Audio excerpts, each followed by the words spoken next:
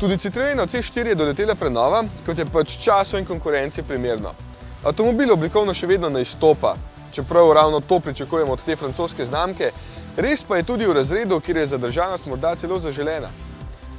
Dobro, luči so nove, itak z LED tehniko, malo lepše speljana maska, ampak sem prepričan, da vas bolj zanima, kako se pelje, ker vse ostalo tako ali tako vidite.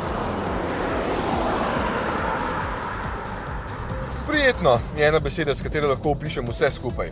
Se mi zdi, da so se Francozi res potrudili in ustvarili okolje in občutek, da je vse sproščeno. Volan je sicer velik, ampak nekako paše k udobni vožnji. Sedeža sta tukaj široka, opore za roke so udobne, tudi pri večjih hitrostih je zvočna zatesnitev dovolj dobra, da je v kabini mirno. V glavnem, C4 je res prijeten avtomobil, če od njega ne zahtevate preveč. Navdušeni vozniki boste vedeli, o čem govorim. Zadek je malo nemiren, če boste pretiravali v ovinkih in tudi občutek na volanu ni takšen, da boste eno z avtom. Ampak to pri C4 res ni pomembno, ker se niti ne trudi biti takšen avto, le dovolj udoben mora biti za svoje potnike. Zato je v kabini dovolj prostora, tudi v prtljažniku ga ni malo, le nakladalni rob bi bil lahko malo nižji, da bi bilo lažje natovarjanje težkih kovčkov. V notranjosti velja seveda omeniti večji zaslon, ki je lepo pregledan in kontrasten. Pri tej opremi je zraven tudi navigacija in pa ključ, ki ga imate lahko ves čas v žepu, tudi avto lahko odklepate samo z dotikom kljuke.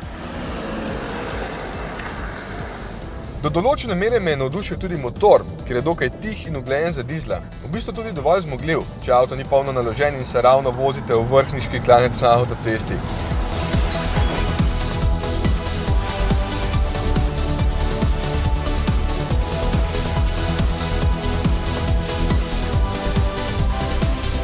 Za današnji čas je kar hecno, da ima menjalnik samo 5 prestav, tako da sta tukaj 4. in 5. precej dolgi, še vedno pa je ročica tista, ki pokvari vtis, ker je premalo trdo vpeta in imaš potem občutek, da je menjalnik slab.